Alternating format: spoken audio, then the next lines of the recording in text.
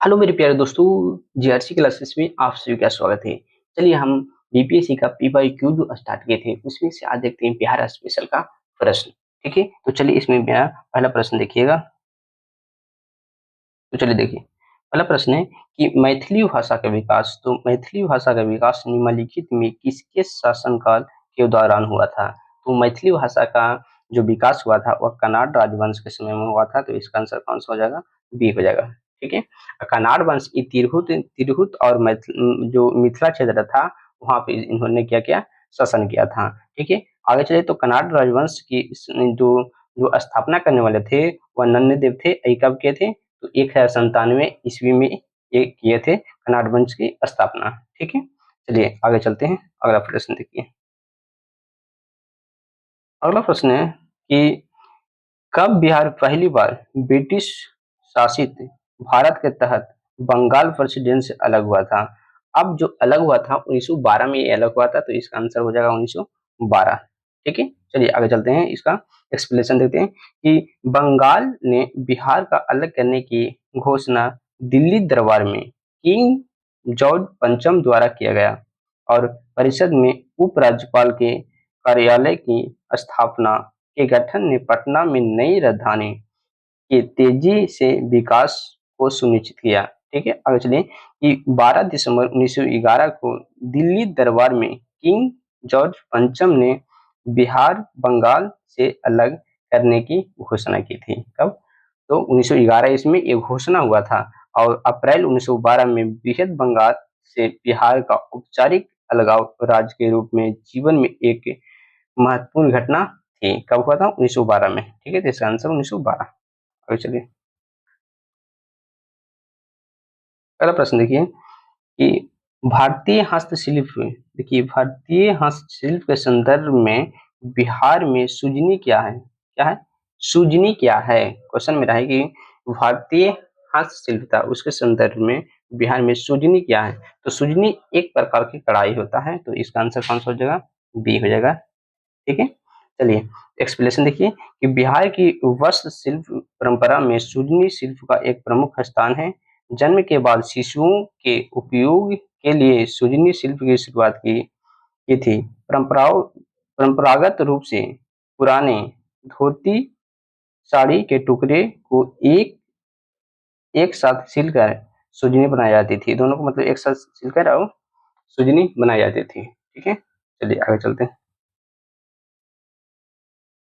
चलिए अगला क्वेश्चन देखिए कि बिहार में विक्रमशिला विश्वविद्यालय के संदर्भ में निम्नलिखित कौन सा कथनों पे विचार कीजिए?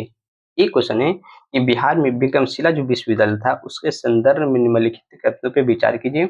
और इसमें बोला है कि इसमें गलत कौन है? क्वेश्चन ये ध्यान दीजिएगा, गलत पूछा है। ठीक है, तो गलत पूछा है तो देखिए कि यह बिहार के वर्तमान बांका जिले में स्थित है, ये बिल्कुल गलत है। बांका जिला में स्थित या नहीं है?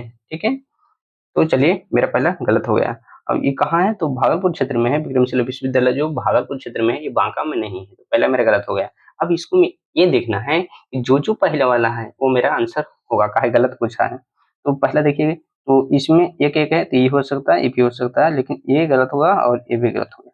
दो मेरा चल गया। अब 50-50 का बच गया। ठीक है, दूसरा देखिए कि इसकी स्थापना पाल वंश के राजपाल राजा गोपाल प्रथम ने की थी।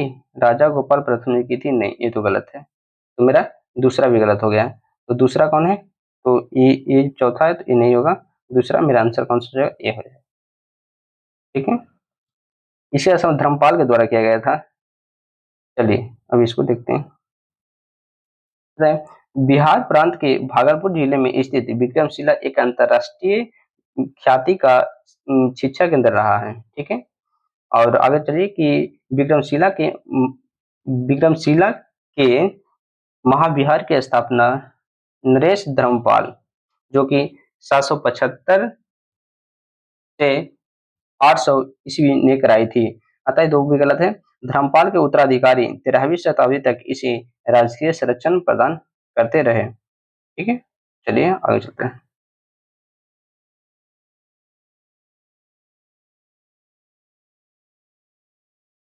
चलिए अगला क्वेश्चन देखिए यहाँ से कि निम्नलिखित में कौन से राष्ट्रीय उद्यान या वन जीव अभ्यारण्य बिहार में है? बिहार में है जो पूछ रहा है। ठीक है, अब देखिए इसमें सही कोड का प्रयोग करना है, ठीक है।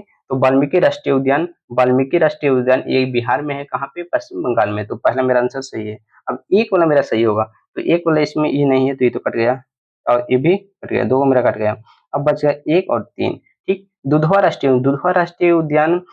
जो राष्ट्रीय उद्यान है यह यूपी में है, तो ये भी नहीं होगा, ठीक है। तो मेरा पहला सही होगा, ये मेरा गलत हो जाएगा दूसरा, ठीक है।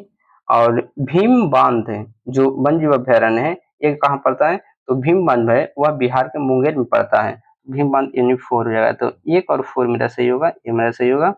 और जो एक गजनी वन्य जीव अभ्यारण्य है ये पड़ता है राजस्थान वाला एरिया में पड़ता है, ठीक है। चलिए इसको सोल्यूशन देख लेते हैं।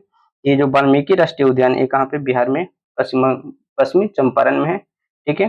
अब भीम बांध है वन्य जीव अभयारण्य जो मुंगेर में है, और दुधवा है वो कहाँ, यूपी में है। और गजनेर वन्य जीव अभयारण्य कहाँ पे है, तो राजस्थान में है, ठीक है। आगे चलिए, पहला क्वेश्चन है कि बिहार में निम्नलिखित में किस जिले में सोना पाया जाता है। सोना कहाँ पाया, तो जमुई वाला एरिया है वहां होता है, तो इसका आंसर कौन सा हो जाएगा, सी हो जाएगा, ठीक है। तो सोना बिहार के जमुई जिले में पाया जाता है, और जमुई के करमटिया, जो करमटिया झांसा झाझा, जो करमटिया झाझा और सोनी आदि क्षेत्रों में सोने का भंडार है, ठीक है, करमटिया और झाझा में। चलिए आगे चलते हैं। 80 त्रिवेणी नहर का निर्माण निम्नलिखित में किस नदी पर किया गया है। त्रिवेणी नहर ये गंडक नदी पर किया गया है, तो इसका कौन सा आंसर हो जाएगा, बी हो जाएगा, ठीक है। चलिए आगे चलते हैं,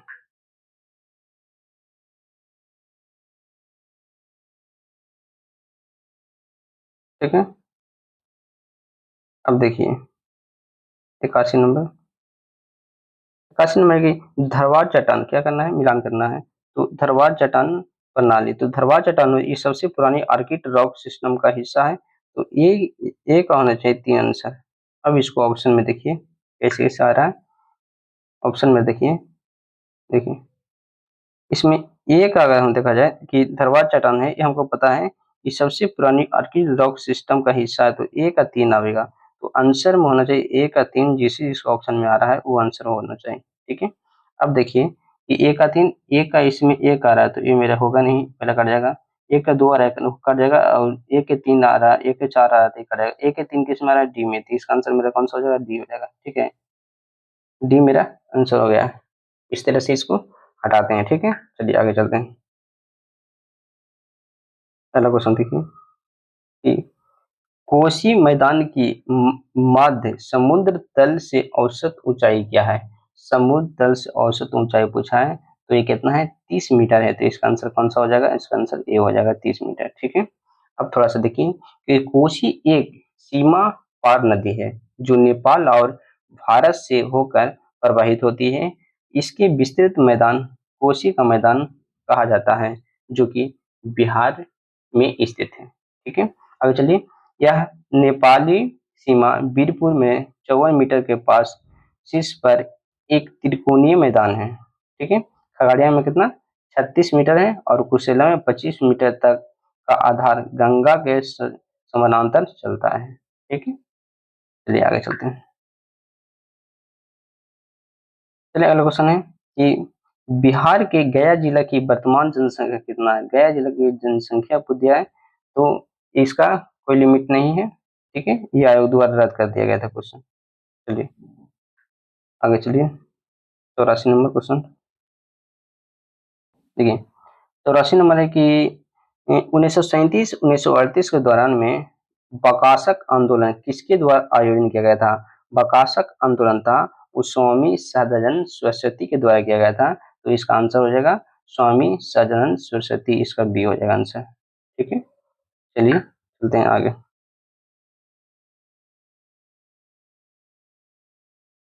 चलिए अगला क्वेश्चन देखिए कि डच ईस्ट इंडिया कंपनी ने जो डच ईस्ट इंडिया कंपनी ने किस वर्ष पटना में अपना कारखाना स्थापित किया था।